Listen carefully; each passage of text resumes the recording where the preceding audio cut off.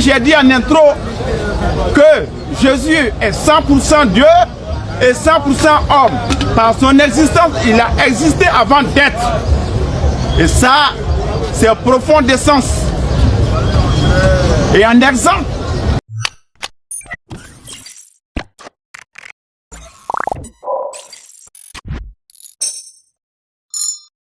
sur le thème dans lequel il se sent le plus confortable, qui consiste à prouver la divinité de Jésus-Christ, à savoir, est-ce que Jésus est réellement Dieu?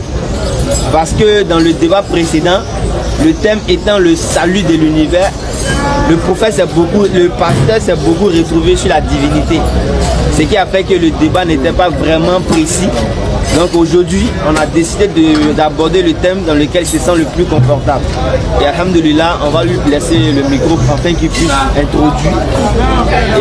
Je salue précisément donc mon président, très cher aimé, homme de grande foi, Ibrahim, selon le Coran, Abraham, selon donc.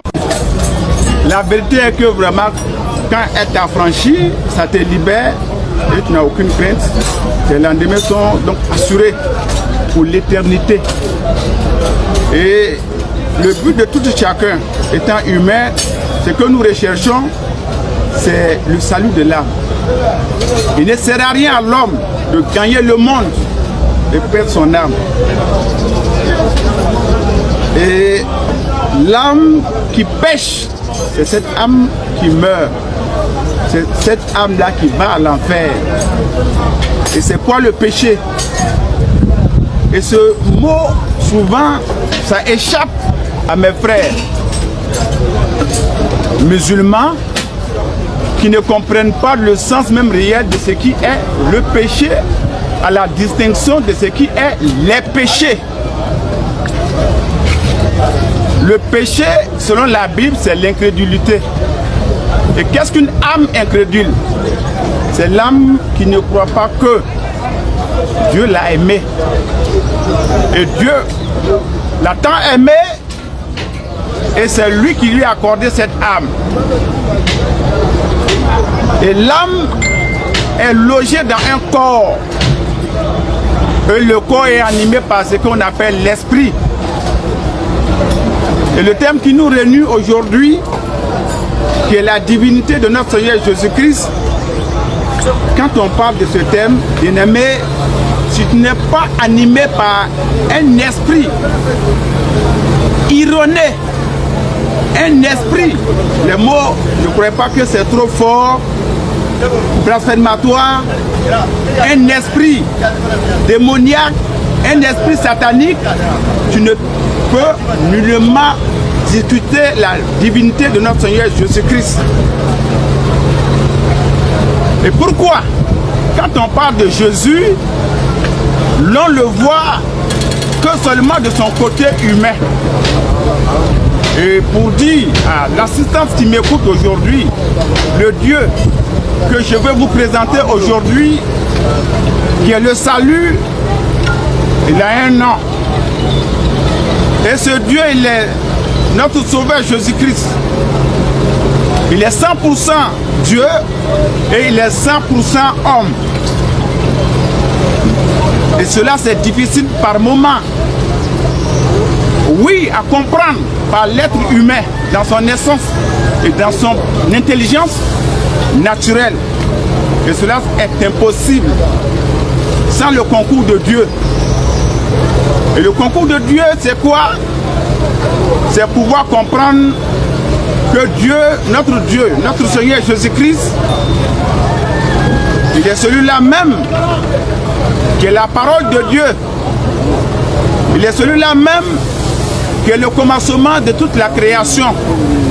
Par toutes ces dimensions, si Dieu me le permet, pour le temps que j'aurai, je vais décortiquer donc en cela en 3 points.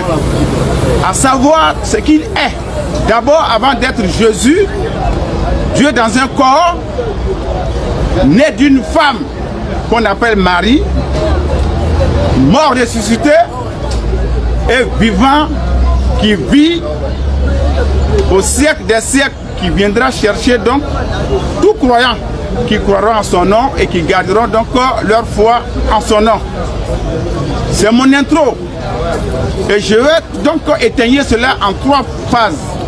La naissance de Jésus, d'abord sa existence, sa préexistence, son existence, sa mort, sa résurrection et son retour. Sur ce en intro, si mon temps est encore là, voilà les 3 points que donc je vais essayer de développer pour mes 10 minutes à venir. La naissance de ce Dieu Jésus, son humanité, vivre au milieu de nous et sa mort, sa résurrection. Le temps nous permettra de revenir. Merci.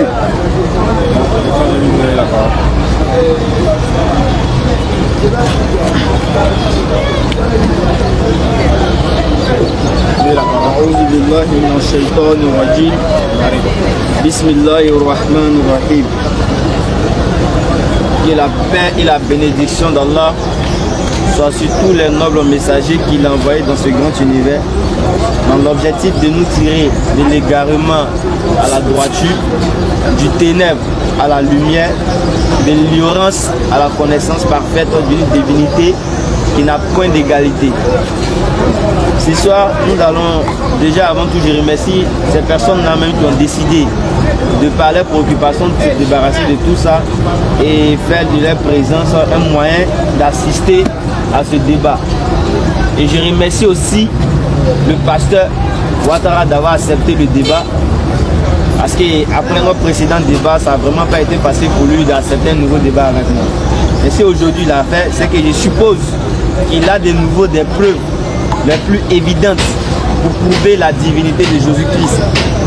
C'est vrai que ce thème de la divinité de Jésus-Christ est de nos jours beaucoup banalisé, parce qu'on se dit en fait que c'est le thème le plus simple et facile à traiter.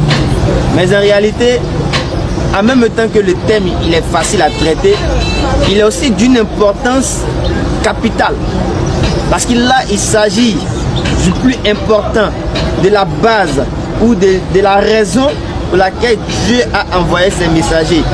Comme Jésus l'aurait dit dans Matthieu 12, à partir du verset 43 et plus, il dit Dieu, voici le grand commandement.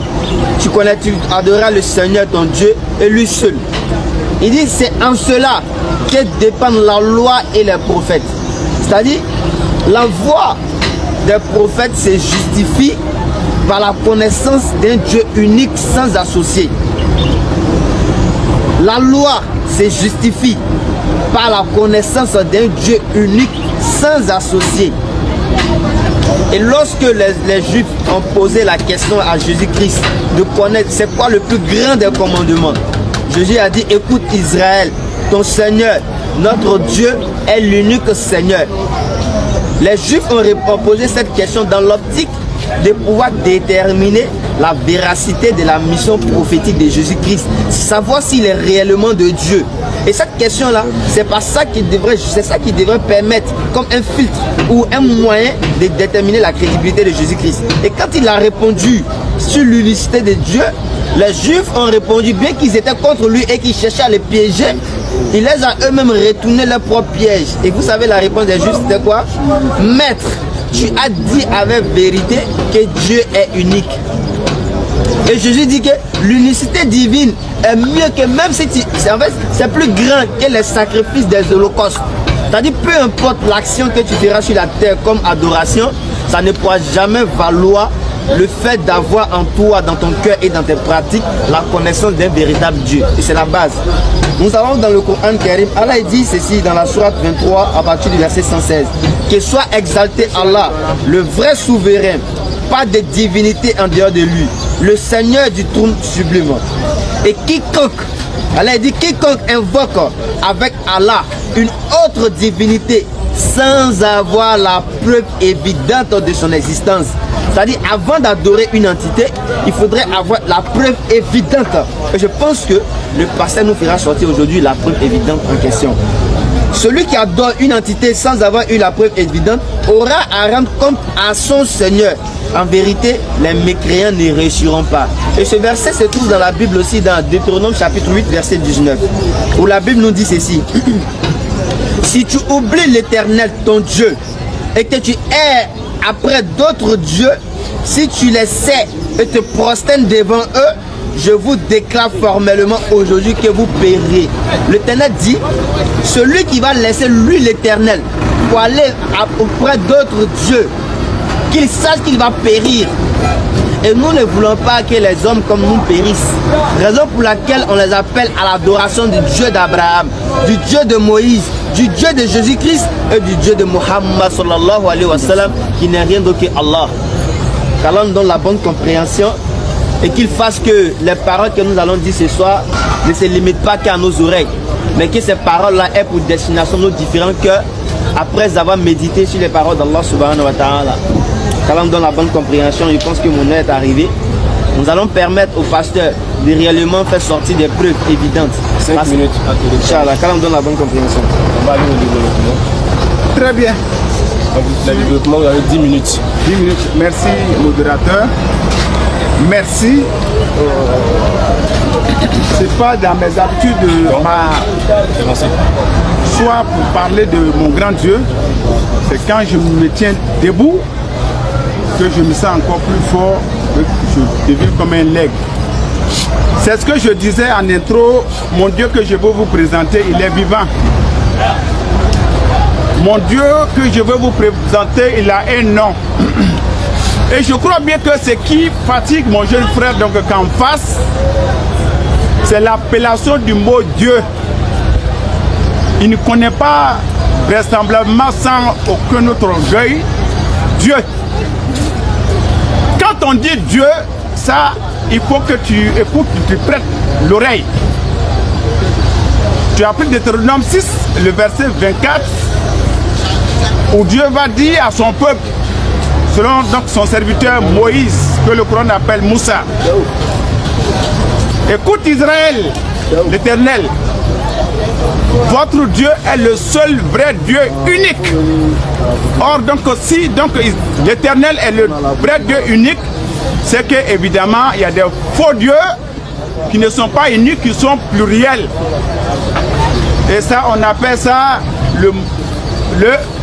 ceux qui adorent plusieurs dieux, polythéistes.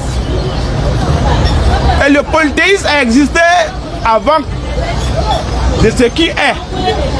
L'absolu de la prophétie ne sonne pas selon Zacharie 9.9 dans l'Ancien Testament que je vais lire.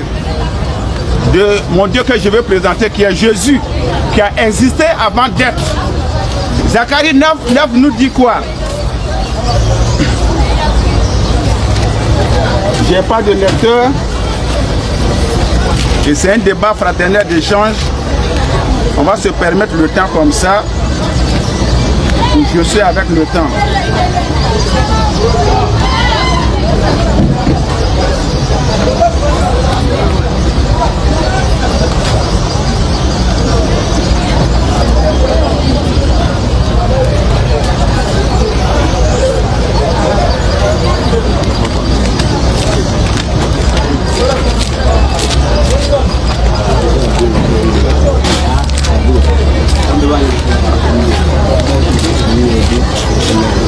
Zacharie 9, le verset 9 nous dit ceci. On écoute la parole de Dieu.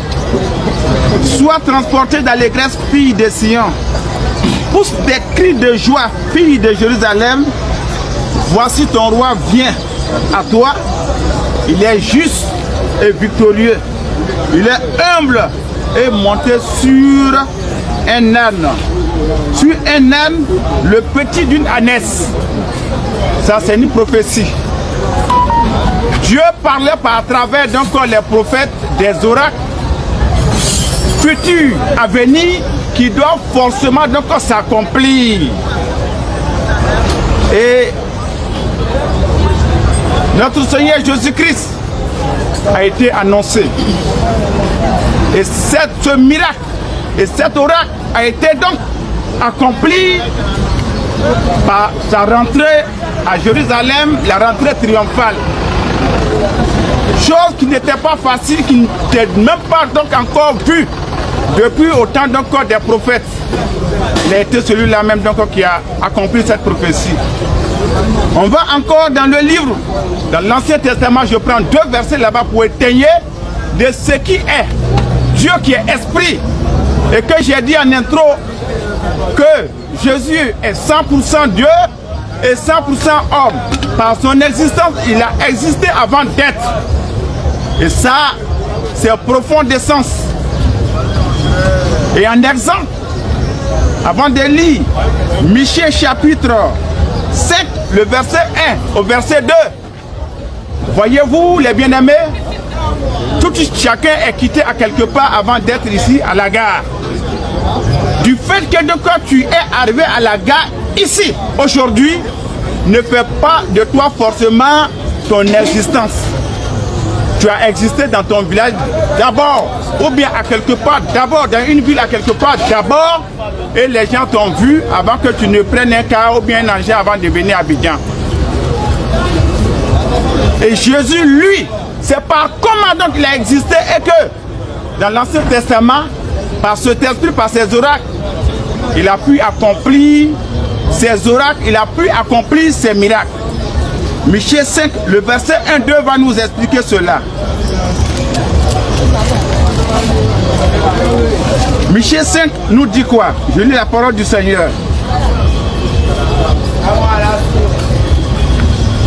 Et toi, Bethléem, Ephrata, petit entre les milliers de Judas, de toi sortira pour moi celui qui dominera sur Israël, celui qui est dans les activités montent au temps ancien, au jour de l'éternité, qui est éternel.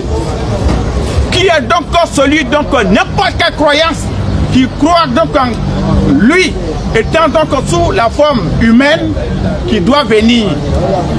Bien aimé, il n'y en a personne parmi tous les prophètes d'Adam, d'Abraham, juste vraiment donc au soi-disant donc ceux qui se sont autoproclamés comme prophètes, aucun d'entre eux n'est éternel.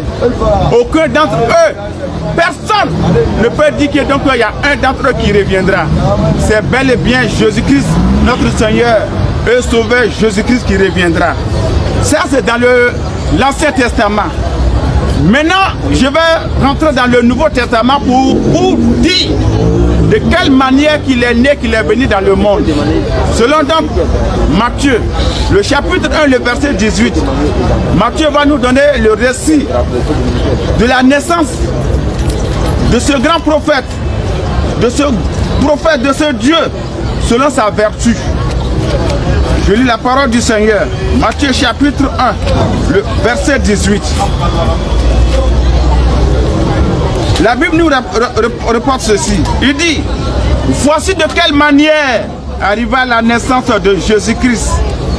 Marie, sa mère, ayant été fiancée à Joseph, se trouva enceinte par la vertu du Saint-Esprit. Avant qu'ils aient habité ensemble,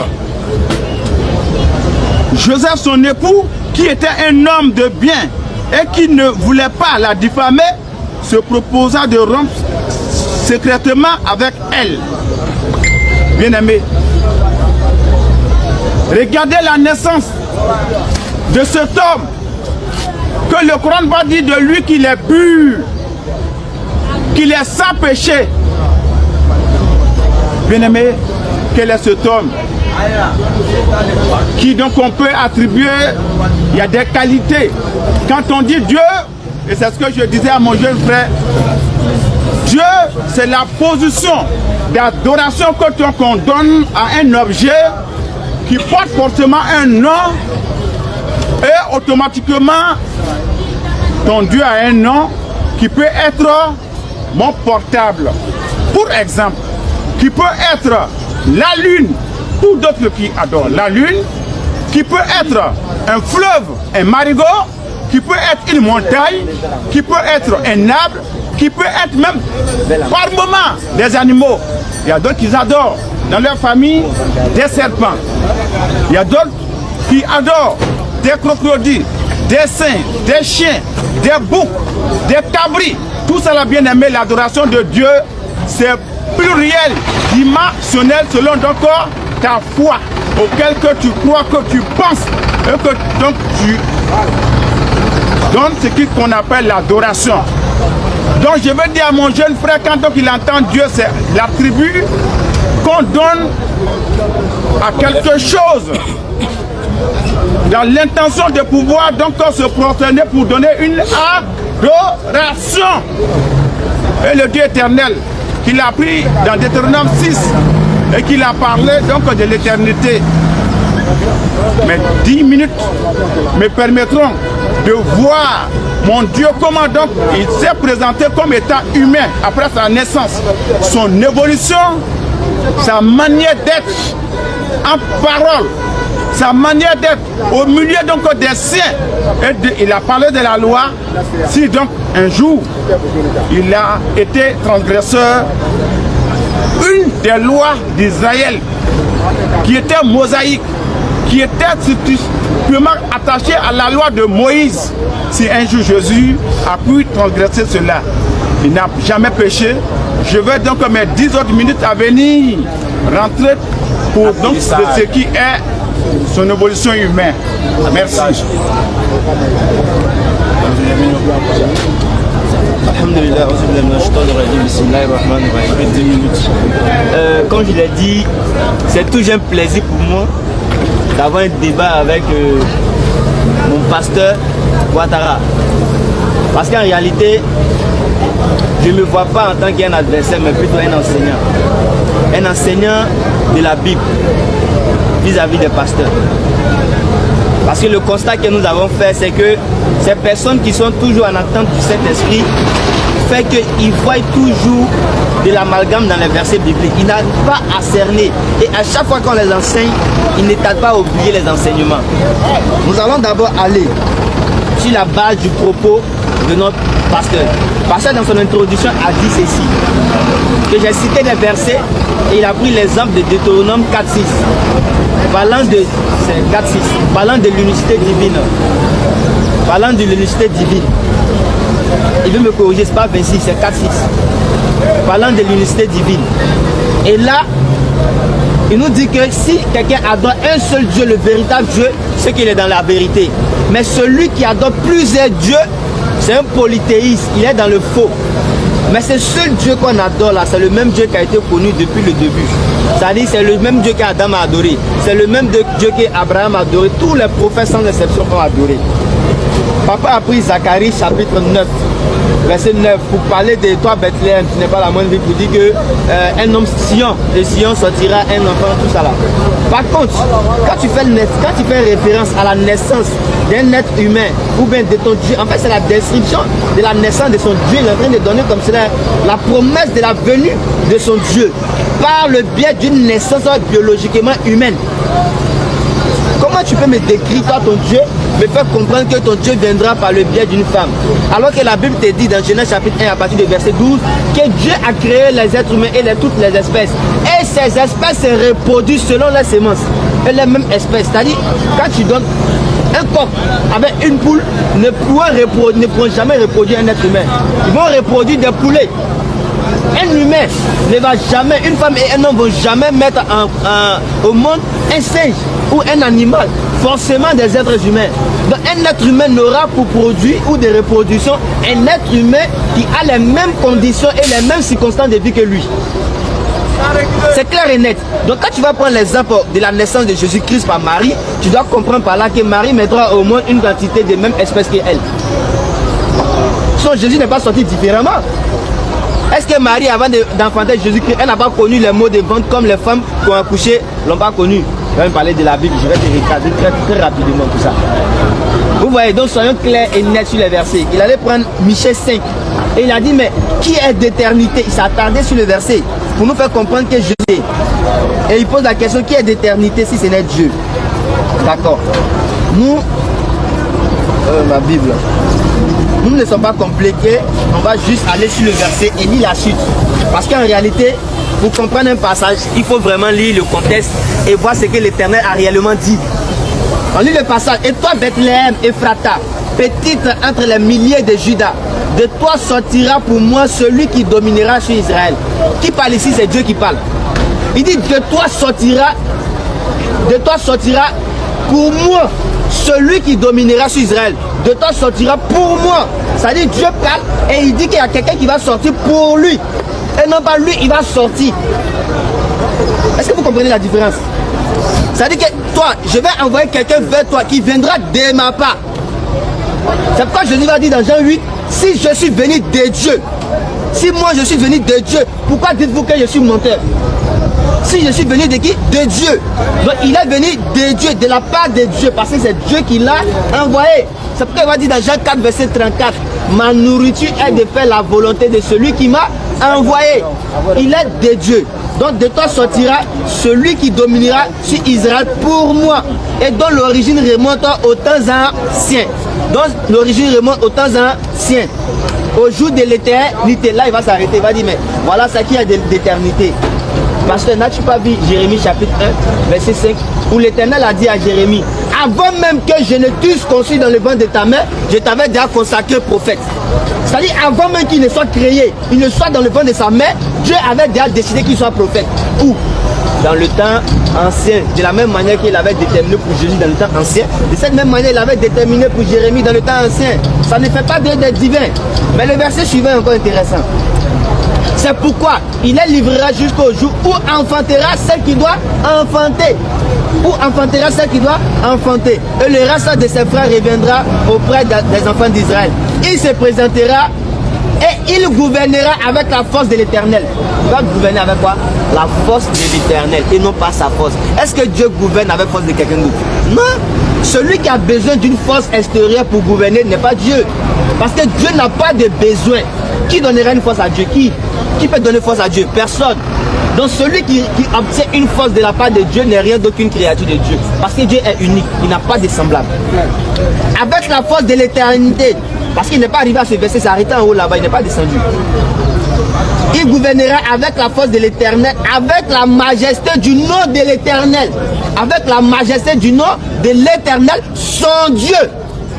Son Dieu. Adjectif positif son ici qui montre que le Dieu ici appartient à qui? Jésus. Son Dieu. Parce que pourquoi tu n'as pas lu le verset 6 où ils ont dit que Jésus a un Dieu? La force, avec la force de quel Dieu il va gouverner. Pourquoi tu n'es pas arrivé à ce verset là? Donc s'il te plaît, reviens dessus et explique-moi pourquoi la Bible dit qu'il viendra gouverner avec la force de son Dieu. Tu m'expliques ce passage. Quand on donne la bonne compréhension, il y a encore des minutes. Ok, suffisamment de minutes. Je pense que c'est le verset qu'il a donné. Je pense qu'il a démonté ces versets. J'espère attendre de nouveau des versets qu'il va donner, qui auront la force de me prouver que Jésus est réellement Dieu. Vous voyez, depuis on ne fait que chercher un verset pour montrer que Jésus est Dieu, mais n'en trouve pas. Mais je vais vous prendre un verset et vous allez comprendre quelque chose. Je vais prendre 1 Timothée, chapitre 2, verset 5. Car il y a un seul Dieu. La Bible dit dans 1 Timothée 2, verset 5, car il y a un seul Dieu et aussi un seul médiateur entre Dieu et les hommes. Jésus-Christ, homme. Jésus-Christ, homme. La Bible a dit de Jésus qu'il est homme. Le passé il a dit Jésus est 100% Dieu, 100% homme. Nous avons vu ici qu'il a dit que Jésus est 100% homme. Mais on n'a pas encore vu de verset où il est 100% Dieu. Donc on conclut que Jésus est 100% homme, 0% Dieu. La Bible a dit de lui qu'il est homme, il n'est pas Dieu, pasteur. Regarde quelque chose, papa, si on appelle de Dieu, il y a la parole de l'Éternel. Jésus dit ceci dans la Bible, dans Jean chapitre 11, verset 45. Lorsqu'il a ressuscité Lazare, les gens étaient là, ils les regardaient. Après avoir fait le miracle, beaucoup de personnes se sont déplacées pour venir le voir. Quand il a vu la foule qui les regardait, vous savez ce qu'il a fait, papa? Il a levé sa tête au ciel. Jean chapitre 11, verset 42 et plus. Il regarde le ciel et il dit, Père, je fais tout cela, c'est-à-dire tous les miracles que je fais là. Je fais tout cela afin qu'il croit que c'est toi tu m'as envoyé. Regardez l'inquiétude de Jésus-Christ. Il était tellement inquiet, de peur que les gens, au travers du miracle qu'il fait, les gens puissent le prendre pour Dieu. Il avait peur de ça. Il était inquiet pour ça.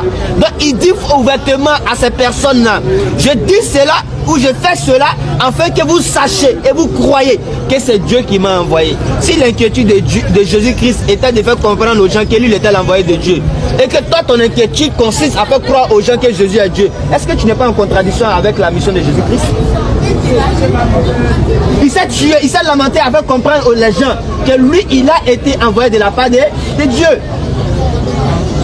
Jean chapitre 7 verset 28.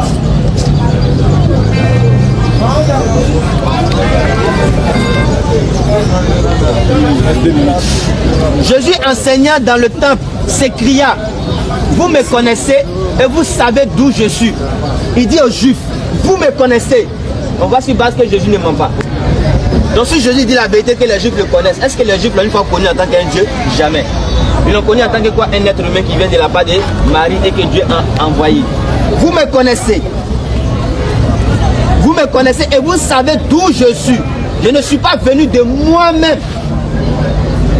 Mais celui qui m'a envoyé est vrai et vous ne le connaissez pas. Vous me connaissez mais vous ne connaissez pas celui qui m'a envoyé. En d'autres termes, vous me connaissez moi Jésus mais vous ne connaissez pas Dieu. Si Jésus est Dieu, est-ce qu'il peut dire que vous me connaissez moi Jésus et vous ne connaissez pas Dieu? S'il est Dieu, c'est que si vous le connaissez, vous connaissez Dieu. Il montre qu'ils sont deux entités différentes, papa. Il dit vous me connaissez mais vous ne connaissez pas celui qui m'a envoyé, car lui il est vrai. Alors on donne la bonne compréhension. Je termine avec le verset Jean chapitre 5 verset 37. Oui. Le Père qui m'a envoyé, écoute bien, le Père qui m'a envoyé a rendu lui-même témoignage de moi. Donc Jésus dit que c'est Dieu qui l'a envoyé, soyons honnêtes et respectons la parole de Jésus. Jésus dit dans Jean 14 verset. Ok. Vraiment. Merci, merci mon frère. Il faut rester dans ton contexte de pensée, ça te prouvera vraiment dans ton vocabulaire, ton maçon, surtout dans ce qui est la parole de Dieu, la Bible. J'ai jamais donc parlé donc de Deutéronome que tu as pris, Deutéronome 4, 6. Je dis Deutéronome 6, 4. Il faut prendre les cours. S'il s'agit de la Bible, tu ne peux pas. Il faut te rectifier, il faut aller doucement pour comprendre. Je vois en toi un peu un esprit guindé, hautain, c'est pas trop fort. L'orgueil est trop en toi. Allons doucement pour que tu puisses comprendre les coups. Tu ne peux pas me faire hors sujet. J'ai bien dit, mon Dieu, il est 100% donc homme. Et il est 100% Dieu. Quand donc tu entends Dieu, je te répète, et je te vraiment donc répète encore, autant que de fois, pour que ça puisse rentrer dans tes oreilles. Tu ne connais pas Dieu. Quand tu entends Dieu, tout Dieu a un nom. C'est comme on dit papa, papa, papa. Ton père, tu ne connais pas le père de ton nom. Ton papa, il s'appelle comment? Qui est ton père, mon frère? Tu peux pas me dire mon père, il s'appelle papa? Tu es quel enfant? Tu es quel enfant ça? Et quand donc tu entends Dieu, je te dis que c'est position d'adoration. Dieu c'est sujet d'adoration. Tout Dieu a forcément un nom. Sinon tu n'adores pas Dieu. Dieu c'est pas l'être suprême, donc qui a créé vraiment donc le monde. C'est que tu ne connais pas Dieu ou tu adores une divinité que tu ne connais pas. Je vais te rafraîchir un peu la mémoire avec la sourate 3. Le verset 59 au verset 60. Comme donc tu ne sais pas de quel Jésus que je vais parler, et je crois bien que tu es un musulman bon illettré, et que donc tu ne fais que vraiment parler par ce qui est tes conjonctures, comme donc le Coran même le dit. Je vais te rafraîchir un peu ta mémoire parce que je vois que tu es en train de monter un peu le mercure. Je vais monter un peu avec toi. On va s'envoler maintenant les minutes qui suivent. Sourate 3, le verset 59 au verset 60. Je lis la parole de Subhanahu wa Ta'ala. Tu vas voir de Jésus que moi je suis venu te parler là. Qu'est-ce que le Coran dit de lui et qui il est pour toi-même et que tu ignores, que je vais t'enseigner un peu. Il faut écouter bien cette sourate là. Il faut noter.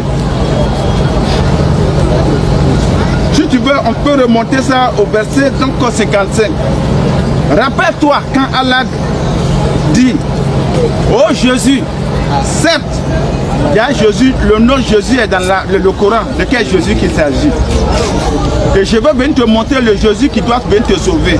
Si tu ne crois pas en lui, tu meurs, tu descends à l'enfer direct. il n'y a pas 40e jour, il n'y a pas 7e jour. Il faut jouer avec Jésus. On dit, rappelle-toi quand Allah dit, oh Jésus, certes, je vais mettre fin à ta vie terrestre, t'élever vers moi. Allah a dit quoi à quel prophète?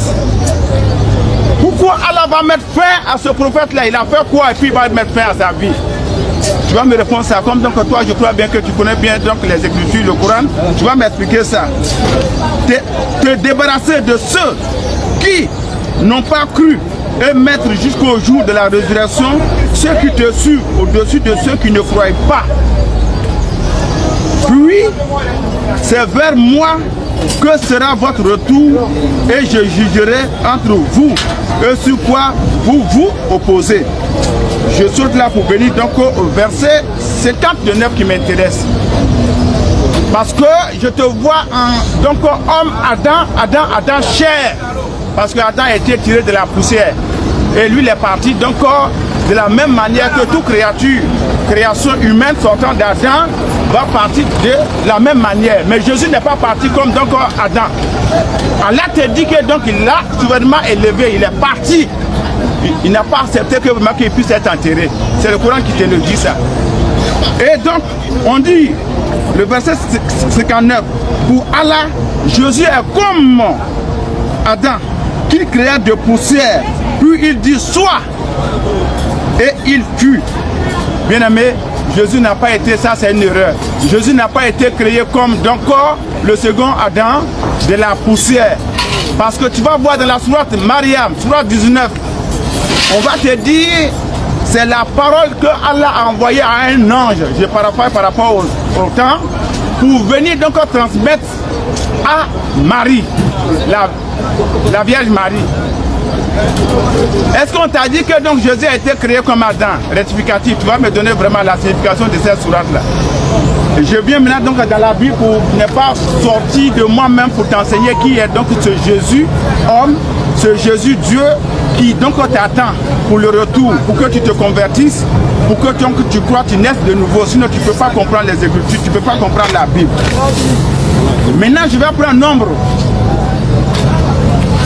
Dans le livre de Nombre, Nombre 23 verset 19, tu vas comprendre quelque chose là, que notre Dieu il ne ment pas, il ne peut pas mentir. Et toi tu es en train donc de commencer déjà à faire ce qui est ton père. Tu mens. C'est pour ça que quand tu vois que donc je ne veux pas débattre avec toi parce que tu ne dis pas la vérité. Sourate Nombre 23, le verset 19 dit quoi? Dieu n'est point un homme pour mentir, ni le fils d'un homme pour se repentir. Ce qu'il a dit, ne le fera-t-il pas? Ce qu'il a déclaré, ne l'exécutera-t-il pas? La prophétie de Dieu est inouïable. Ce que donc Dieu a dit, ça va être. C'est ce qui va être. Dieu avait prévu que toi et moi on allait se voir sur donc, la terre des mortels. Mais on va parler de quoi? On va parler de tous les prophètes. Mais du prophète qu'on doit s'intéresser à lui, c'est notre Seigneur Jésus-Christ de Nazareth, le sauveur de l'humanité tout entier. Car Dieu a tant aimé le monde qu'il a envoyé son Fils unique afin que quiconque croit en lui ne périsse point mais qu'il ait la vie éternelle. Je reviens encore en intro, même si je n'ai pas pu finir. C'est mon frère, il aime bien la parole, on aura l'occasion de se donner encore le temps. C'est un thème qui me tient parce qu'il y a le salut dedans. Je reviens maintenant donc de comment il est né de Marie et de quelle vertu. Il n'est pas né comme donc le second Adam tiré de la terre, de la poussière. Jésus est né de l'Esprit de Dieu. Deutéronome nous dit, selon la parole de Dieu, Dieu est éternel.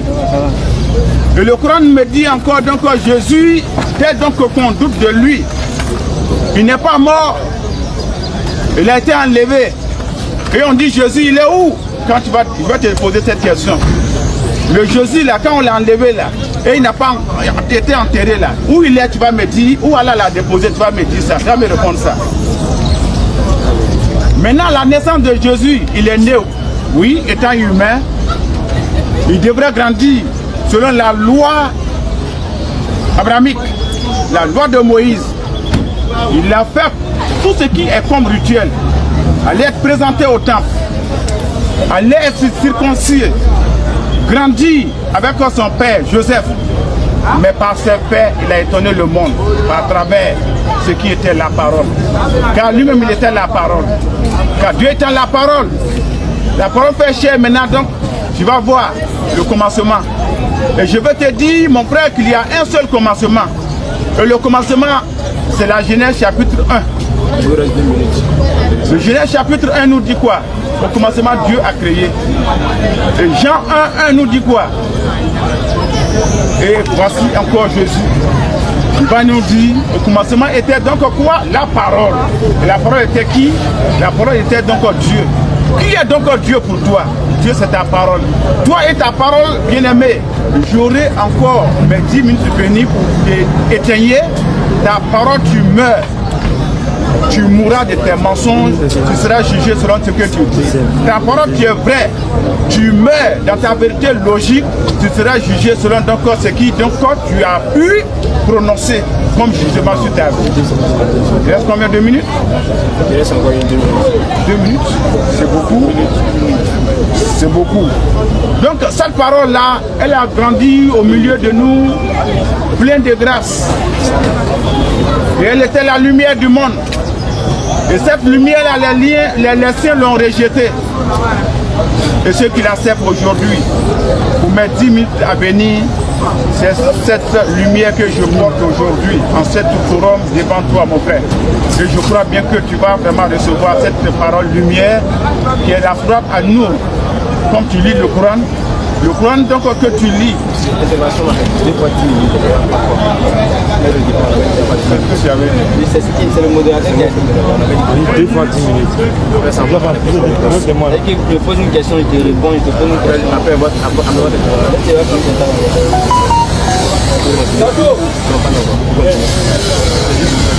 C'est vrai, vous voyez les débats sont intéressants et quand ça commence à faire un vite, Si vous voulez, on peut prendre une dizaine de minutes. on va aller 5 minutes. C'est qu'on va prendre 5 minutes. je vais rentrer au moins dans la boîte à On va développer ça sur 10 minutes. Après 7 minutes, on va prendre 5 minutes. bien aimé, tout est grâce. Et la grâce de Dieu permet que la vie que tu mènes, tu vas la prendre telle que donc tu veux. Il n'y a de salut en aucun autre nom si ce n'est pas le nom que je suis venu vous donner, le nom de Jésus de Nazareth. Je m'en arrête là. Et les 10 autres, comme le modérateur va organiser le débat, je vais m'en tenir à ça. Quand on donne la bonne compréhension.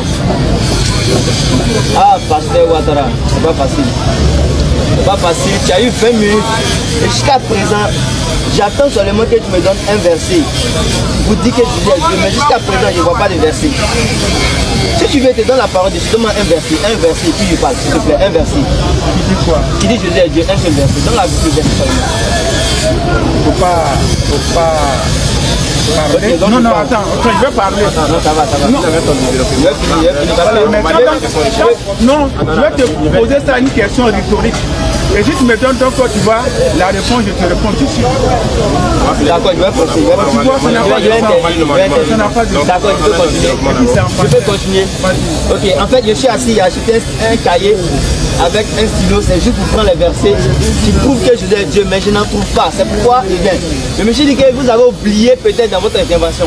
Donc je vais vers vous pour vous rappeler, mais je vois que vous devez faire un développement. Il n'y a pas de problème, vous n'y arriverez pas. Regarde. Vous avez pris le Coran dans la sourate 3, verset 59, où Allah dit pour Allah, Jésus est comme Adam qu'il créa d'agile. Et il dit soit et il fut. Quand il a vu le verset, il a tiqué. Il dit ça c'est un mensonge. Il a dit vous êtes témoin. Mais alors dans la Bible on a interrogé quelque chose de très intéressant. Il dit c'est un mensonge le fait qu'Allah dise qu'il a créé Jésus comme Adam. Hébreux chapitre 10 verset 5. C'est pourquoi Christ entrant dans le monde dit tu n'as voulu ni sacrifice ni offrande, mais tu m'as formé un corps. Si tu dis que le fait qu'Allah il a créé Jésus comme Adam dans le Coran, c'est un menteur. Que dis-tu de la Bible lorsque Jésus lui-même dit de sa propre bouche que tu n'as voulu ni sacrifice ni holocauste, mais tu m'as formé un corps. Quand on dit former un corps, c'est quoi? Dieu a créé Adam, qu'est-ce qu'il a fait? Il n'a pas formé le corps d'Adam. Est-ce que Dieu n'a pas formé le corps d'Adam? Il a formé son corps. Donc quand Jésus dit, tu m'as formé un corps, cela vient confirmer le verset d'Allah dans le Coran Karim, où il dit qu'il a créé Jésus comme Adam. Donc si tu traites le Coran de menteur, automatiquement admet aussi que la Bible est menteuse. Mais avant d'y arriver, il a dit quelque chose d'important aussi. Il dit, le Coran dit non, Allah il a élevé Jésus-Christ. Il dit, mais pose la question de savoir, quand Allah il a élevé Jésus-Christ, il est où? C'est ça la question, non? Ta question, tu veux savoir où est-ce que Jésus est lorsqu'Allah l'a élevé, non? Moi je vais aller dans la Bible avec toi. Dans 2 Rois, chapitre 2, verset 10. Tu demandes une chose difficile. Élie dit, tu demandes une chose difficile. Mais si tu me vois pendant que je serai enlevé d'avec toi, cela t'arrivera ainsi. Sinon, cela n'arrivera pas. Comme il continuait à marcher en parlant, il continuait à marcher en parlant. Voici, un char de feu et des chevaux de feu les séparaient l'un de l'autre. Il marchait avec Élisée, son fils. L'un et l'autre. Et Élie monta au ciel dans un tourbillon. Élie faisait quoi? Monta au ciel dans un tourbillon. Élisée regardait et criait, mon père, char d'Israël et sa cavalerie. Et il ne le vit plus. C'est-à-dire qu'il est monté au ciel, il a disparu jusqu'à aujourd'hui, personne ne sait où il est. Mais je te dis, de la même manière que la Bible dit qu'Élie a été monté au ciel, c'est de cette même manière que le Coran dit que Jésus a été élevé au ciel. Donc si tu veux chercher où Jésus se trouve, trouve d'abord où se trouve Élie dans la Bible et là-bas tu trouveras où Jésus est. Tu vois que c'est pas compliqué, non? Maintenant, là j'ai combien de temps? 3 minutes, il me reste encore 7 minutes. J'ai même pas de verset de la part du pasteur pour montrer que Jésus n'est pas, pour le démonter. Donc là, je suis obligé maintenant de faire l'enseignement. Pasteur, j'ai pas vu de verset où tu dis Jésus est Dieu. Donc je vais te donner l'enseignement clair. Jésus dit ceci dans la Bible. Écoute bien la parole. Ma nourriture, dans Jean chapitre 4, verset 34. Ma nourriture est de faire la volonté de celui qui m'a envoyé. Est-ce que Dieu... Jean chapitre 4, verset 34, parce qu'il n'a pas vu ça. Il faut noter, il faut noter. Jean chapitre 4, tu as oublié de noter ça. Jean chapitre 4, tu as noté? Ok, continue de noter. Jean chapitre 4, verset 34. Arrivé à l'église, vous montrez ça au fidèle aussi. Jean chapitre 4, verset 34. Tu as vu le verset, non? Voilà, pour marquer. Tu vois, moi j'aime quand le pasteur prend le cours. C'est ça qui fait que j'aime ton affaire, papa. Quand je t'enseigne, tu prends le cours, ça me fait plaisir. Ça me donne le courage de t'enseigner encore. Jésus dit, ma nourriture est de faire la volonté de celui qui m'a envoyé. Dites-moi, selon notre vie ici quotidiennement, qu'est-ce qui est plus indispensable dans notre vie que la nourriture? Si quelqu'un ici pouvait se passer de la nourriture, vous pensez que vous allez avoir le courage de travailler? On travaille pourquoi? Parce qu'on aura faim et on doit assoupir notre faim. Jésus dit, de la même manière que tu t'inquiètes pour ta nourriture là, c'est comme ça lui il est plus préoccupé à faire la volonté de Dieu. C'est-à-dire la volonté de Dieu vient avant la nourriture. Est-ce que Dieu peut être autant préoccupé à faire la volonté d'une autre entité? Non. Si Jésus est réellement Dieu, pourquoi il va se préoccuper à faire la volonté d'une autre entité? Pourquoi? Que le pasteur nous aide. La Bible dit dans 1 Corinthiens 11, verset 3. Christ, l'homme est le chef de la femme et Christ est le chef de l'homme et Dieu est le chef de Christ. Dieu est le chef de qui? De Christ. Si Jésus a un chef, est-ce que Dieu peut avoir un chef? Pasteur, comment ton Dieu peut avoir un chef? Comment ton Dieu peut avoir un chef? La Bible dit dans 1 Corinthiens 25, verset 28. Après avoir dit que tout lui sera soumis, excepté celui qui lui a tout soumis. Et Jésus lui-même sera soumis à celui qui lui a tout soumis. Ça, c'est pas sur la terre. Sur la terre, tu peux me dire, quand il est venu sous forme humaine, il a pris les caractéristiques et les conditions d'un être humain. Donc, étant dans les conditions d'un être humain, il va se soumettre à Dieu. Mais on te dit, après la résurrection, où il est censé retourner à sa place initiale, c'est-à-dire la place de Dieu, on te dit au jour du jugement, après le jugement, Jésus lui-même sera soumis à celui qui lui a tout soumis. Si sur la terre, il fait la volonté de Dieu, il est soumis à Dieu. Et que dans les cieux, il est aussi soumis à Dieu. À quel moment il est Dieu? À quel moment Jésus est Dieu? Sur la terre, il est soumis à Dieu. Il est soumis à Dieu. À quel moment il est Dieu, pasteur? Ça me fatigue la tête. Non, je réponds sur la. Il sera délivré. Ça me fait plaisir. Ça me fait plaisir. Il y a quelque chose. Dans Jean chapitre 11, Jean chapitre 14, verset 28. Jésus dit, parce que est-ce que vous suivez? Non, si vous êtes occupé, vous allez finir d'abord. Ok, Jésus dit, je vais au Père, car le Père est plus grand que moi. Car le Père est plus grand que moi. Pasteur, le Père est plus grand que moi. Pasteur, qui peut être plus grand que Dieu? Qui? Dans Luc chapitre 18, verset 18, il y a un gars qui vient voir Jésus-Christ. Il dit, bon maître, quel dois-je faire pour avoir la vie éternelle? C'est-à-dire sa question, elle est d'une manière, elle est très capitale. Il pose la question sur le salut. Il veut savoir. Il dit à Jésus-Christ, je vais aller au paradis, moi je vais aller au paradis. Mais qu'est-ce que je dois faire pour aller au paradis? Bon maître, que dois-je faire pour avoir la vie éternelle? Il dit, tu connais le commandement, bien sûr. Avant de dire cela, il dit, tu n'adoreras que Dieu le seul. Il dit, pourquoi m'appelles-tu bon d'abord? D'abord, il reproche au gars de l'avoir appelé bon. Pourquoi m'appelles-tu bon? Faut me poser, attends le pasteur. Le pasteur dit, il va uriner pour venir, donc on va l'attendre. Espérant qu'il ne va pas fuir. Quand on donne la bonne compréhension. Donc, en réalité, ça a toujours été ainsi. Les gens, ils ont une croyance basée sur la Bible, alors qu'en réalité, la Bible n'enseigne pas ce qu'ils enseignent. Et cela est dû au fait que le christianisme a eu d'abord à enseigner ses dogmes, ses doctrines, ses idéologies, avant de venir chercher des preuves dans la Bible. C'est-à-dire, après ils ont dit que Jésus est Dieu, ils n'avaient pas de preuves. C'est après avoir donné cette affirmation qu'ils se sont mis à chercher dans la Bible où Jésus est Dieu. Et je vous dis que ça a été un débat. La manière dont on est assis là. C'est comme ça les chrétiens d'avant, ils ont organisé une réunion. La première réunion consistait à dire, mais si Jésus n'a pas de père, c'est qu'il est le Fils de Dieu. Voici la première question qu'ils se sont posées. Ah oui, hein, effectivement, s'il n'a pas de papa, qui est son papa? Qui est son papa? Ça peut être que Dieu. Donc si Dieu a son papa, il est le Fils de Dieu.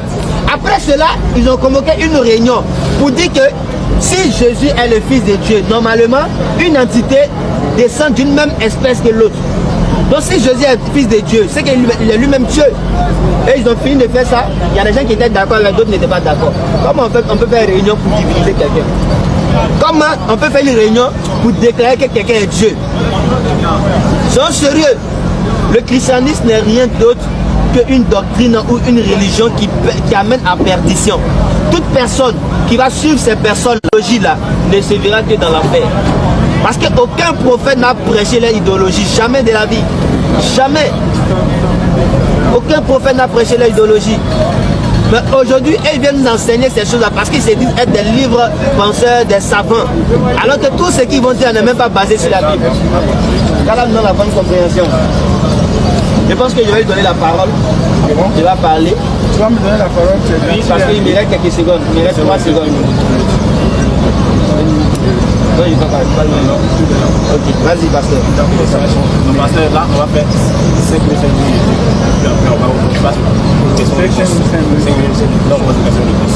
Son débat n'est pas une mon père, il ne comprend pas tout ce que je suis en train d'enseigner depuis lors. C'est comme quelqu'un qui ne connaît pas son père. Ce ne serait pas trop fort, mais c'est difficile. Quelqu'un qui a l'amour de son père, la personne de son père, celui qui n'a pas connu l'amour de son père, c'est pas pareil. Quelqu'un qui est adorateur de son Dieu, de son fétiche, donc tout ce qui donc il croit, il met sa foi là-dessus, et celui qui est profane, c'est pas la même manière de comprendre les choses. J'ai dit, quand on parle de divinité, c'est quelque chose qui émane donc de ce qu'on appelle l'infini.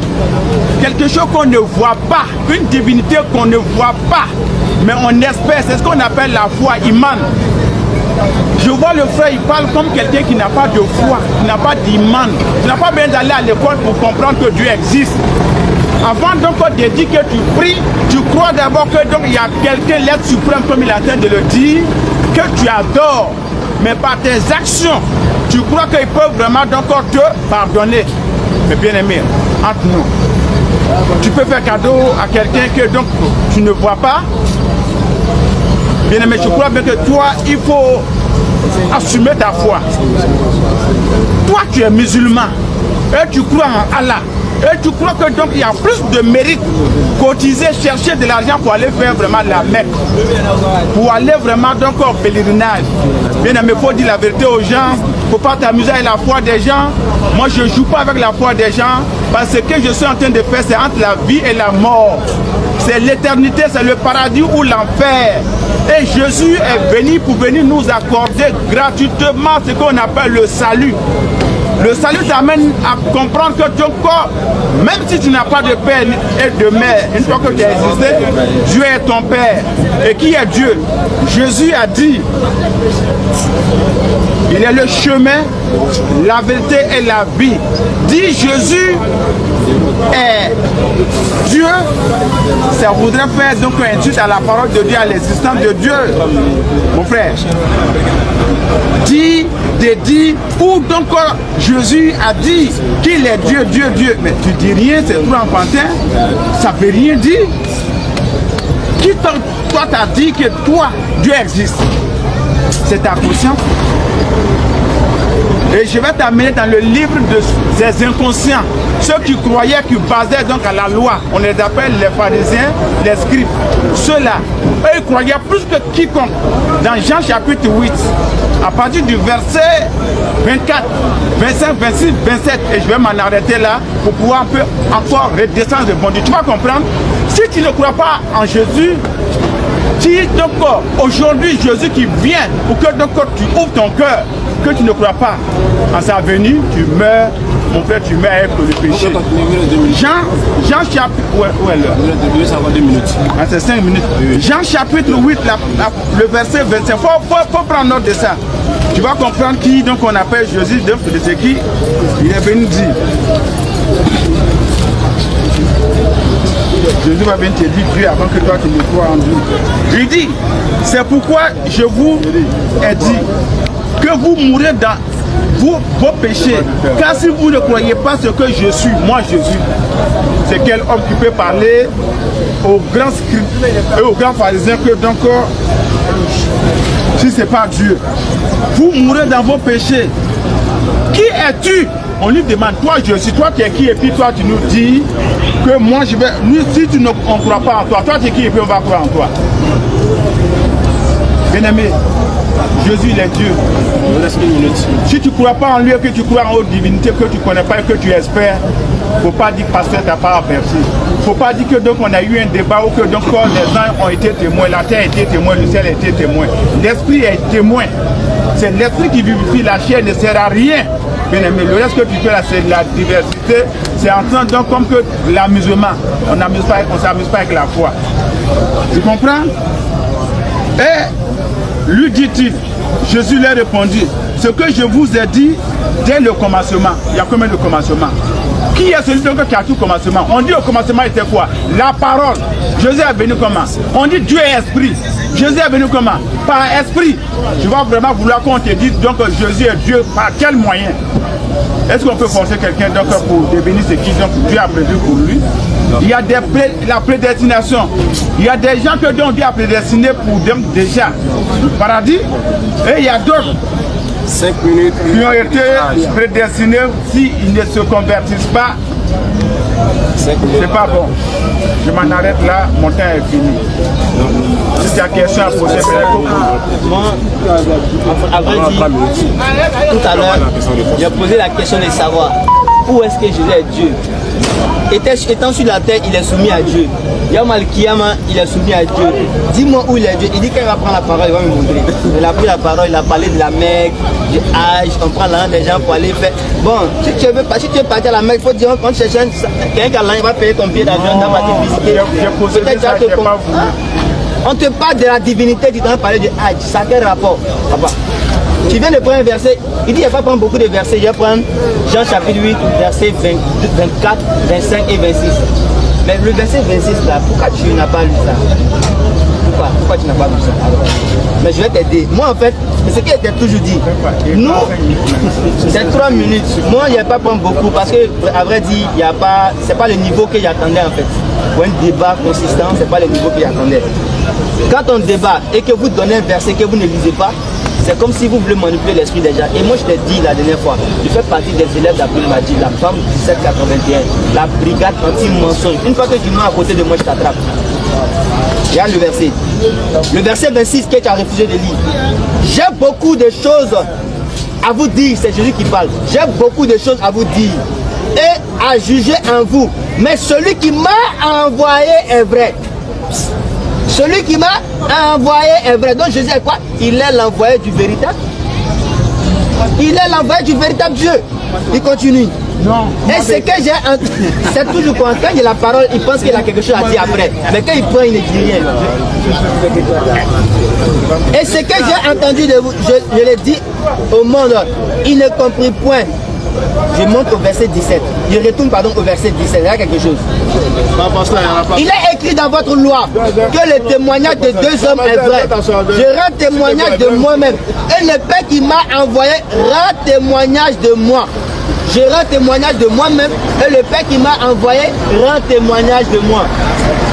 Jésus et le Père ne sont pas pareils. Est-ce que tu comprends? Il est l'envoyé du Père. Il n'est pas le Père. Si tu me dis que Jésus est le Père sur la terre, tu mets la parole de Jésus-Christ dans Matthieu en doute. Lorsqu'il dit dans Matthieu chapitre 23 verset 9, n'appelez personne sur la terre Père, car un seul est votre Père, celui qui est dans les cieux. S'il dit que notre Père est dans les cieux et que lui il est sur la terre, encore est-ce qu'il peut être le Père encore?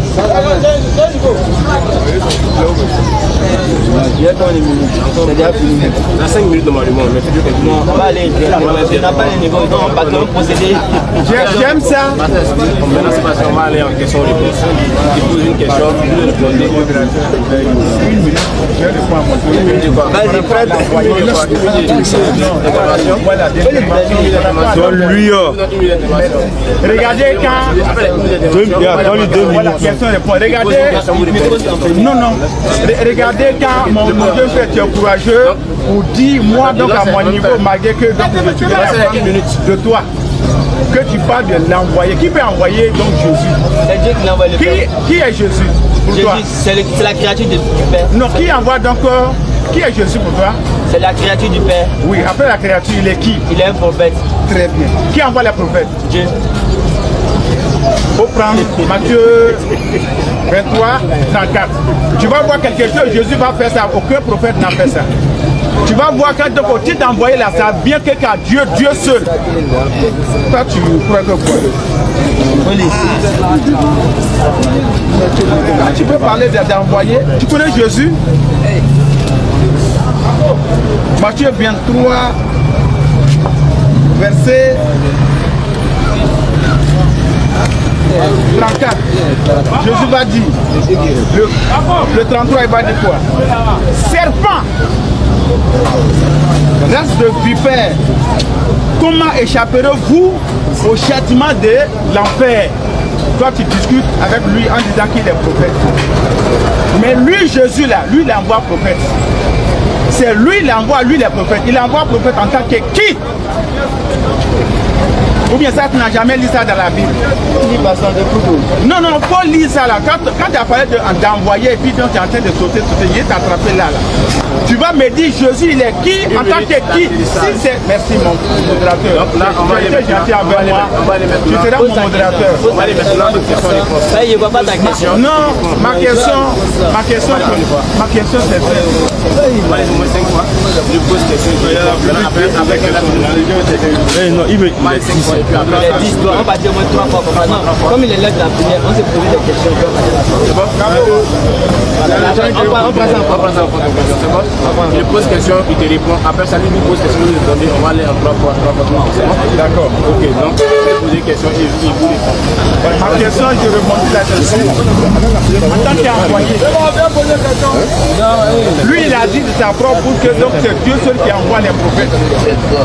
Matthieu 23, verset, comme lui connaît la Bible, il dit, verset 33. Jésus dit, lui Jésus, il envoie des prophètes.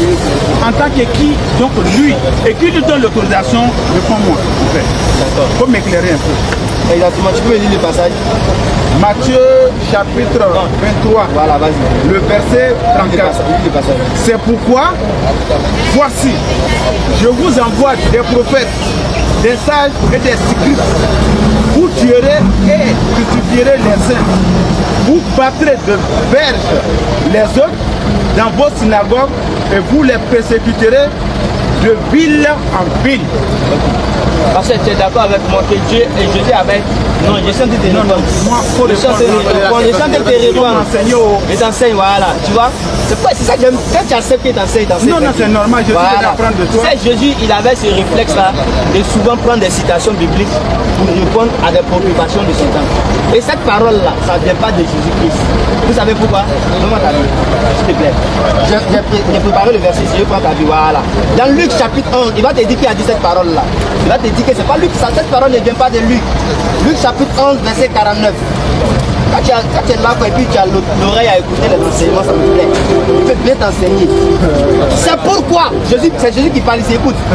Il dit c'est pourquoi la sagesse de Dieu a dit, et non pas Jésus, la sagesse de Dieu a dit, je les enverrai des prophètes et des apôtres, ils tueront les uns et persécuteront les autres.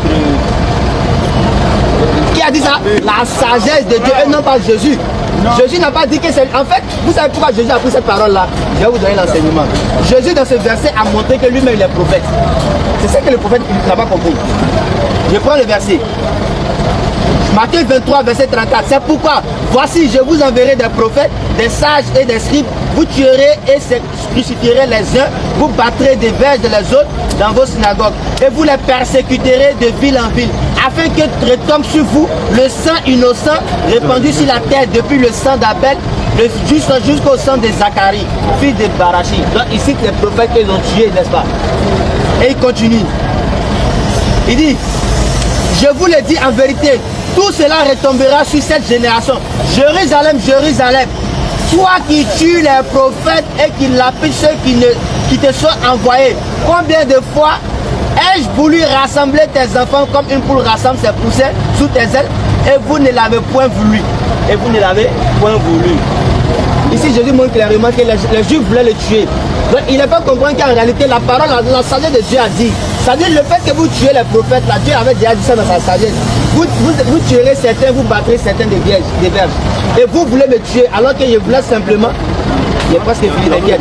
Je voulais rassembler vos poussins souvent. C'est-à-dire que je voulais vous rassembler pour former une famille. Mais vous êtes contre moi. Vous voulez me faire quoi? Vous voulez me tuer. Mais le verset a dit quelque chose d'important que le pasteur n'a pas prêté attention. Vous ferez quoi? Vous tuerez les prophètes et vous les crucifierez. N'est-ce pas? Et non pas vous allez crucifier Dieu, n'est-ce pas? Est-ce que Jésus n'a pas été crucifié selon toi? Si oui, qui est-ce qui devrait être crucifié? Les prophètes selon le verset.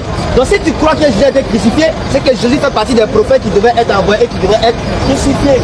Et non pas Dieu. Ça c'est une parole de Dieu dans la Bible que Jésus a redit. C'est clair. Donc, je lui pose une question simple et nette. Laisse-le répliquer s'il veut. Je vais répliquer tout simplement. J'ai dit en intro que Jésus, il est 100% homme, 100% Dieu. Il a existé avant d'être. Il fallait plutôt m'envoyer dans l'Ancien Testament. Ce que donc les prophètes ont dit, ils ont prophétisé selon donc 2 Chroniques 24, le verset 19. Tu vois, voici la réponse ici. C'est une prophétie que Jésus seul pouvait donc accomplir. 2 Chroniques 24, verset 19 du quoi? L'Éternel envoya les prophètes l'Éternel envoya parmi eux des prophètes pour les ramener à lui. C'est ce que donc tu as ramassé de l'autre côté. Il fallait faire un retour rétrospectif dans l'Ancien Testament. La Bible c'est un assemblage mon frère. C'est pas donc le Nouveau Testament seulement. C'est une prophétie que Jésus seul qui donc devrait accomplir. Lui il est qui et puis c'est lui qui va rassembler donc les juifs comme donc les poussins. Il est qui? En tant que qui? C'est une prophétie accomplie selon donc 2 Chroniques 24 verset 19. C'est Dieu qui envoie les prophètes, c'est Jésus qui aussi qui envoie les prophètes. En tant que qui? Il est Dieu. Merci. Vas-y, pose-moi ta question. Je vais te provoquer. Je vous pose question. Ok, pasteur. Vas-y. Ma question était de savoir. Vas-y. Jésus sur la terre, il est soumis à Dieu. Dans le ciel, il est soumis à Dieu. Vas-y. S'il est soumis à Dieu sur la terre et qu'il est soumis à Dieu dans les cieux, c'est-à-dire sur la terre, dans Jean chapitre 4, verset 34, il est soumis à Dieu. Attends. Jésus a soumis toutes choses, afin que Dieu soit tout en tout. Si sur la terre, Jésus est soumis à Dieu et que dans les cieux, il est soumis à Dieu, en quel moment il est Dieu?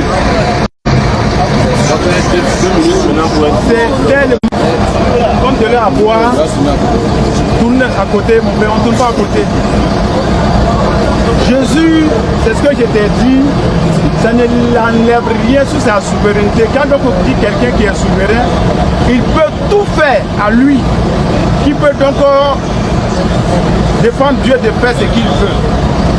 C'est lui qui remplit. Et en même temps, c'est deux conditions. Et sur la terre et en même temps au ciel. Sur la terre, il est soumis à qui? Dieu peut être soumis à qui? À toi, à ton... Je te pose la question. Il est soumis à lui-même. Il n'est pas soumis à Dieu. Il va faire la volonté de Dieu. Jésus n'est pas soumis à Dieu. Jésus est venu faire la volonté de Dieu. C'est Dieu. Qui est Dieu? Celui qui l'a envoyé. C'est ce que je te disais dès donc, après je vais te répondre. Il ne faut pas poser, quand tu fais quoi? Quand tu me laisse-moi, je vais t'enseigner aussi. Il faut être humble. Je vais t'aider. Non, si tu fais quand c'est pas bon, ça fait bizarre. Ça fait comme on disait que tu veux t'imposer à ma... Vas-y. C'est pas bon. Je t'écoute. Hein? Je vais t'amener la soumission, donc, premier prophète messager que donc Dieu a envoyé pour aller chercher son peuple, Moïse. Dans Exode chapitre 3, le verset 13-14, tu vas voir un peu qui donc a soumis. Tu n'as pas ce temps-là. C'est pas la question. J'ai dit, c'est Dieu qui peut faire tout ça à la fois et en même temps. Ok. Alors, est-ce que Dieu... Voici ma question. Ma question est simple. Attends, il vient. Sur la terre, tu es d'accord que Jésus était soumis à Dieu, non? Quel Dieu? Il dit, c'est Dieu que tu ne connais pas. Je t'ai dit ça en intro. Jésus a dit que tu le connais Père... pas Dieu. Quand tu entends Dieu... Attends, c'est moi que tu as posé la question. Laisse-moi te répondre. Mais est-ce que lui, moi, je lui faisais ça? Non, il faut te calmer, pas te répondre. Non, il y a un modérateur, pardon. Modérateur. Écoutez, si vous posez une question, vous répondez en 2 minutes. Quand lui, moi, je lui ai posé la question. Il a pris ton temps, modérateur. Tu as été juste... Non.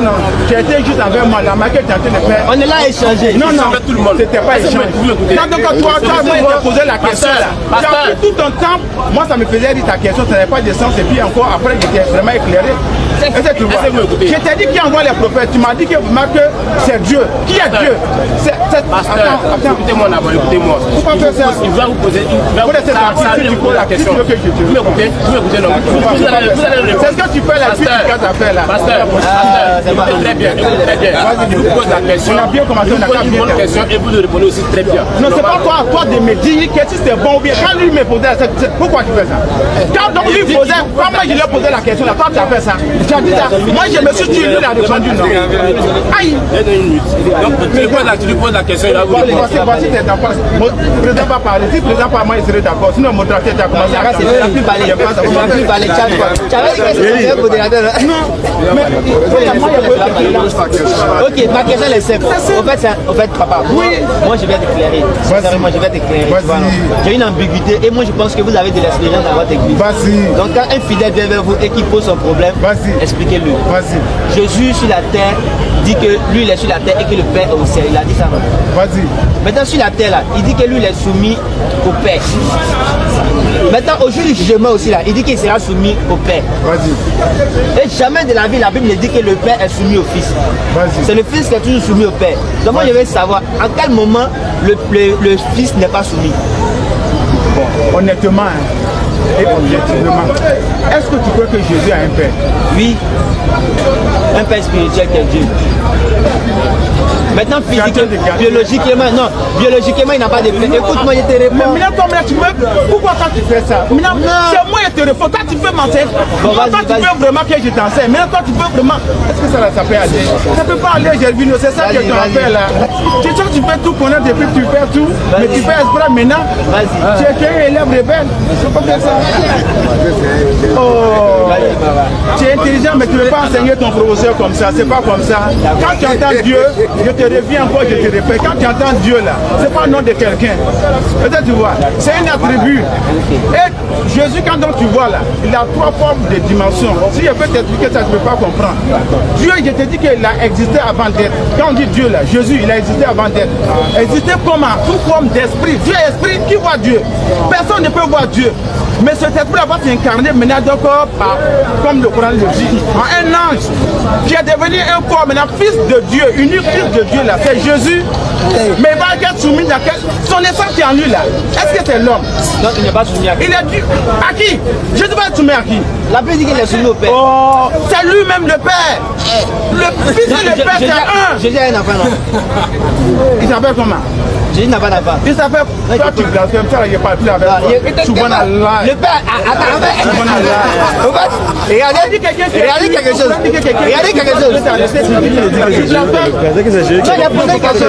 Ok, il n'a jamais péché. Pour on dit qu'il est plus, toi tu vas venir dire que Jésus a un enfant. Faut pas faire ça là, c'est pas bon. Ok. Non, ça, je te respecte à moi. D'accord, il n'y a pas ici. Excuse-moi, il n'y a plus blasphémé encore. C'est pas bon. Il y a plus, souvent là. Souvent, oui, c'est ça. Les gens ne craignent pas là. Non, c'est que toi tu fais la tête. Pour ça, tu vois, moi, je ne vais pas faire rien. Je ne vais pas t'amener donc au blasphème. C'est pas bon. J'ai peur, Wallahi. J'ai peur en fait de la dimension de la dangerosité de la conception chrétienne. Papa dit qu'il ne parle plus parce que moi il a blasphémé en disant que Jésus est un enfant. Donc toi tu penses que c'est un blasphème de dire que Jésus est un enfant, mais c'est pas un blasphème de dire que Dieu a un enfant. Subhanallah. Ça dit que tu acceptes que Dieu est un enfant, mais tu refuses que Jésus est un enfant. Mais pourquoi il s'est posé la question? C'est une question piège. Pourquoi? Parce que tu dis que Jésus, il est lui-même le Fils et il est Père. S'il est le Père, c'est qu'il est un enfant ou bien? Parce que le Père est un enfant. Donc si tu dis que Jésus est le Père, là, c'est que le Père est un enfant. Qui est qui? Qui est le Fils, qui est Jésus. Donc si tu dis que Jésus n'a pas d'enfant, c'est qu'il n'est pas le Père. Parce que le Père est un enfant, Jésus n'a pas d'enfant. Donc ils ne sont pas pareils. Ou bien? Il faut être vraiment d'un autre monde pour pouvoir avoir une conception. Ouais, j'ai dit c'est pas possible. C'est une question. Parce que c'est ton temps.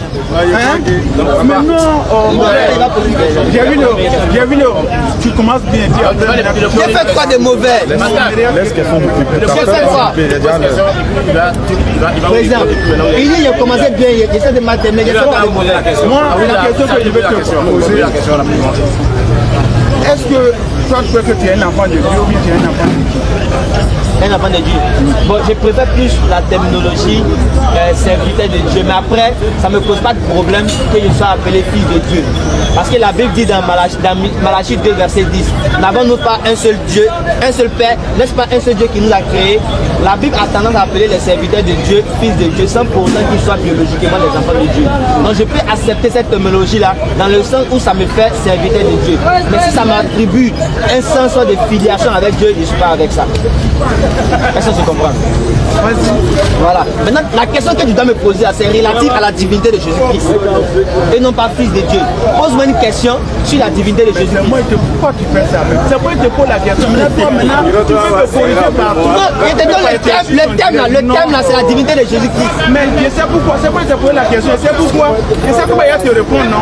Si ça te fait ou pas. Mais pourquoi tu fais ça? Non, c'est moi qui dois répondre à ta question, papa. Quand tu poses question là, c'est moi qui dois répondre. Mais il répond là-haut. Est-ce qu'il a besoin vraiment de... La question que tu as posée là, c'est pas dans le thème, président. J'ai dit, est-ce qu'il croit qu'il est un enfant de Dieu? C'est pas le thème.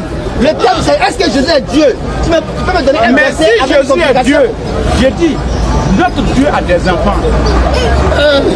Moi je suis un enfant de Dieu. Tu es l'enfant de Jésus. Tu es l'enfant de Jésus. Je suis frère de Jésus. Est-ce que tu n'es pas son Je enfant? suis un enfant de Dieu. Mais est-ce que tu es l'enfant de Jésus? Mais Jésus c'est qui? C'est l'élément Non, Dieu. je vais. Je suis un enfant de Jésus. Tu es frère de Jésus ou tu es fils de Jésus? C'est ton Dieu. Regarde, mon frère, tu es en train de blasphémer et tu prends ça en direct à amusement. C'est pas Non, bon. ne blasphème pas.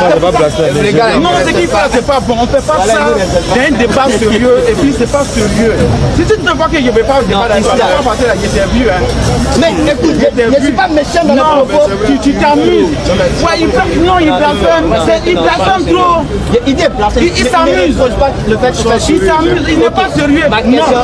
faut pas faire ça. Quand il fait ça, là, moi-même, vraiment, tu me décourages quoi. Non, comme il y a les gens qui C'est pour ça qu'il y avait que tu n'as qu'à être micro. Faut pas faire ça. Ma dernière question.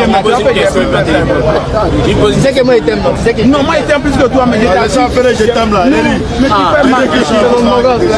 je t'ai posé une dernière question. Il est venu. J'ai vu l'autre, mon ami, qui a posé ta question. Faut t'approcher ici. Sinon, je voulais au moins te répondre. Si tu vois que Mais c'est toi qui poses question, c'est moi qui réponds, c'est pas toi qui réponds. si je te pose question, Mais ta question n'était pas dans le thème, excuse-moi. je vais t'aider. Non, écoute-moi, tu n'as pas compris. Ta question n'était pas dans le thème. Toi, tu es casse-tête, toi. Ça, c'est une question. Oui. Je vous ai posé une question très simple. Qui? Non, c'est pas la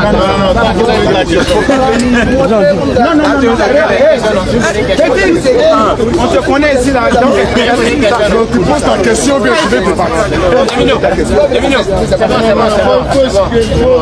La question, moi, ma question, vous me montrez Jésus est Dieu. La question de la Bible, la divinité de Jésus-Christ, Jésus est Dieu. Moi, il va me montrer que les femmes, les parents, ils voient Jésus. Quand on dit, voilà, nous, on doit avoir C'est que si tu montes, tu vas à l'église. voilà. Moi, je dis, moi, je suis un chrétien, mais je ne peux pas dire. Les parents voient l'État. Ça ne veut pas dire que moi, je suis un chrétien. Moi, je ne vais pas la mosquée. Tu vas pas à l'église. Parce que tu es déçu. Moi, je vois dessus. Il y a quelque chose. Je veux savoir. Voilà. La question, c'est plutôt au pasteur pour lui demander qui demande dans la Bible un verset où Jésus dit même qu'il est Dieu, c'est ça? C'est ça la bonne question. Quand il vient, on lui pose la question. La question du frère, il vous demande juste simplement de lui montrer dans la Bible où Jésus dit qu'il est Dieu à sa parole. Écrit par Jésus lui-même. Bon. Voyez-vous, c'est une très belle question. C'est l'essence même de ce qu'on appelle la foi. La croyance. La nouvelle naissance. Dit donc Jésus, je dis dans la Bible où Jésus a dit qu'il est Dieu. Non, ça n'existe pas. C'est ça. C'est toi qui es mon débatteur. C'est comme ça que je ne vais pas c'est ce que j'enseigne et j'enseignerai ça toujours. Quand tu entends Dieu, Dieu, c'est un attribut. Les attributs, ce sont des qualités qu'on attribue à quelqu'un. Toi, tu t'appelles Gervino. Est-ce que tu es Gervino? Tu as les... Hein? Gervino, vous êtes homonyme, mais lui, il est footballeur. Il n'est pas son Gervino footballeur. Mais Gervino ne veut pas dire footballeur. Bon, j'ai dit Gervino qu'on a connu. Ça, bon, tu vois, lui, c'est non, on ne répond pas ça comme ça tant que donc, Dieu même ne t'agit pas. Actuellement, nous tous, on est perdus dessus, on est Dieu. On est dominés tous par ce qu'on appelle le péché, l'égarement. Et chacun cherche Dieu à sa manière. Et le temps convenable là, quand donc Dieu va te toucher, mon frère, c'est pas quelqu'un qui va te dire faut chercher Dieu, faut aller à l'église, faut donc te convertir. La mort ne prévient pas. Et Jésus ne va pas venir te dire que c'est moi Jésus. Ça n'existe pas. Ça n'existe pas. Est-ce que tu comprends? Mais Jésus, par son naissance, il est esprit. Et Dieu est esprit. Par conséquent, les attributs qui viennent à Dieu, tout Jésus a accompli sur la terre avant de passer. Et il est venu pour venir nous montrer le chemin. Jacques 14, il dit je suis le chemin, la vérité et la vie. Nul ne va au Père que par moi, Jésus. Si tu ne crois pas en Jésus, tu meurs, je vais au jugement. Oh, le jugement de Dieu, où est toi ton bien? Où est toi ta prière? Amen. Ça n'existe pas. Non, je vais répondre. Frère, je réponds rapidement puis on conclut. Frère. Écoute, la question c'est pour les deux, non? Oui, oui, c'est pour nous deux. Non, Toi, tu as posé la c'est les question. gens qui viennent le contraire, ils disent que je le suis de pas. C'est que vous pensez de moi. Par la foi. Allons-y, Non, après, Non, moi, je te rappelle. Non, je dois répondre aussi. Allons-y. Vas-y. Je réponds. Tu as posé la question, pasteur, de savoir, tu dis que tu es chrétien, tu n'es pas musulman, je suppose, n'est-ce pas? Tu veux savoir, est-ce qu'il y a un verset biblique qui dit Jésus est Dieu, n'est-ce pas? Le pasteur, il a pris 2 minutes de répondre. Tu peux me donner le verset qu'il t'a donné? Je ne vais pas donner le verset. D'accord. Donc, on conclut que le pasteur n'a pas de verset, il dit que Jésus est Dieu. Mais moi, je peux t'aider à comprendre que Jésus n'est pas Dieu. Il est juste le serviteur de Dieu. Est-ce que tu comprends ça? Jésus n'est rien d'autre que l'envoyé de Dieu. Il dit lui-même dans Jean chapitre 12, verset 48, le Père qui m'a envoyé a lui-même prescrit tout ce que je dois dire et annoncer. Il dit, oh la vie éternelle dans Jean chapitre 17, verset 3. Il dit, pour aller au paradis, c'est qu'il te connaît, toi, le seul véritable Dieu, et celui que tu as envoyé, Jésus-Christ. C'est-à-dire, il montre deux entités différentes. Celui qui est le véritable Dieu et lui qui est l'envoyé de cet envoyé qui est le véritable Dieu. Tu comprends, non? Donc Jésus s'est jamais présenté en tant que Dieu. Il s'est toujours présenté en tant qu'un envoyé. Et un envoyé de Dieu n'est rien d'autre qu'un prophète de Dieu. Et un prophète de Dieu ne peut jamais être Dieu. Tu comprends, non? Est-ce que tu as compris? Donc Jésus-Christ n'est rien d'autre qu'un prophète de Dieu. Maintenant, il y a quelque chose qui est intéressant. Il dit dans la Bible, dans Jean chapitre 16, à partir du verset 12 et plus, il dit, j'ai encore beaucoup de choses à vous dire, mais vous ne pouvez pas le porter maintenant. Mais quand l'esprit de vérité sera venu, il vous annoncera toutes choses. Tu comprends? Quand l'esprit de vérité sera venu, il vous annoncera toutes choses. Tu sais, cet esprit de vérité, c'est qui? C'est Muhammad sallallahu alayhi wa sallam. Et je te dis aujourd'hui, cette prophétie de Jésus-Christ vis-à-vis de Muhammad s'est accomplie à Muhammad. Aujourd'hui, où tu es là, tu es dans l'obligation de suivre Muhammad sallallahu alayhi wa sallam. Si réellement tu viens au paradis, non, on ne peut pas t'imposer la religion. Tu as été au début du débat jusqu'à la fin. Tu as compris en réalité d'où est la vérité. On n'est pas obligé. Et je pense que quand tu as posé la question, comme tu es dans la confusion actuellement, ou bien, est-ce que réellement tu es confortable? Est-ce que tu es à l'aise de voir qu'aujourd'hui, un pasteur n'arrive pas à défendre sa foi? Est-ce que tu es à l'aise? Est-ce que tu es à l'aise? Tu n'es pas à l'aise, non? Tu n'as pas donné la réponse, n'est-ce pas? C'est-à-dire qu'on te fait croire que Jésus est Dieu et tu rencontres un pasteur aujourd'hui, tu lui demandes la preuve, il ne te donne pas la preuve. Tu es choqué ou pas? Tu es choqué, non? Parce que ça n'existe pas. Le christianisme n'a jamais enseigné quelque chose qui est vrai. La crucifixion de Jésus-Christ est fausse. Jésus n'a jamais été envoyé pour un Ivoirien. Jésus n'est pas le Fils de Dieu, engendré par Dieu, jamais de la vie. Jésus n'est pas Dieu. La mort de Jésus sur la croix ne peut pas te sauver. La Bible n'est pas la parole de Dieu. Frère, où tu es là, la seule chose qu'il peut te proposer, c'est de devenir musulman. C'est tout ce qu'il peut te proposer, sans te contraindre. Je ne te contrains pas, je te propose d'être musulman. Si réellement tu as une inquiétude pour toi, si réellement tu veux être sauvé, si réellement tu veux adhérer au paradis, frère, viens à l'islam. Est-ce que tu aimerais embrasser l'islam? Je te pose une question. Est-ce que tu aimerais embrasser l'islam? Hein? Donc tu peux être musulman. Mais qu'est-ce qui t'empêche d'être musulman ce soir? Ça bien qu'il attend. Donc de les laisser. Pour débattre avec toi, je te dis que tu es différent des autres. Bon, vraiment, moi, merci pour le débat. Bon, tu sais, personne ne peut amener personne à la conversion, c'est pas Dieu lui-même. Pour être vrai, tu vas forcer quelqu'un, donc tu l'amènes à l'abattoir. Tu sais ni le jour ni l'heure, il meurt toi dans ta main. Toi, tu peux vraiment donc assister son 7e jour, ni son 40e jour. Tu vas fuir pour le laisser. Il suffit de croire donc au Seigneur Jésus-Christ. Tu es sauvé. Tu es devenu enfant de Dieu. À tous ceux qui l'ont reçu, à tous ceux qui croient en son nom, si tu crois une fois sincère, tu es sauvé. Est-ce que tu as besoin d'encore de dire à quelqu'un de... Est-ce que l'on peut amener quelqu'un à Jésus? C'est Dieu lui-même qui envoie ses enfants vers lui-même. À cause du péché. Donc on n'a pas besoin de blasphémer. Tu as beaucoup blasphémé, mais je suis un peu découragé dessus de ta manière d'être. On ne fait pas ça quand on débat. Je comprends que prochainement, je prépare ceci, il n'y a pas de micro pour vraiment publiquement qu'on soit à l'aise. Je n'ai pas été à l'aise. Le pasteur dit qu'il n'a pas été à l'aise avec moi, quand même dans la bonne compréhension. Il n'a pas été à l'aise avec moi, c'est normal. Je suis très compliqué dans un débat. Parce que je ne gobe pas tout. Et son assistant n'est pas à l'aise. Son assistant n'est pas à l'aise aussi parce qu'ils vont trouver qu'il a été peut-être cru, qu'il a été dur envers eux. En réalité, c'est ma manière d'échanger. Je n'ai pas fait sortir d'injures. Je n'ai pas fait sortir d'injures, j'ai fait que dire la vérité. J'ai appelé les gens à croire en cette vérité-là. Le pasteur a trouvé qu'il a été cru. Si j'ai été cru et offensant dans mes propos, je ne peux que présenter mes excuses d'abord.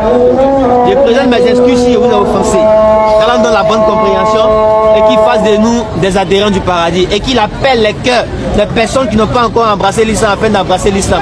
Car toute personne qui n'est pas musulman, il est perdu.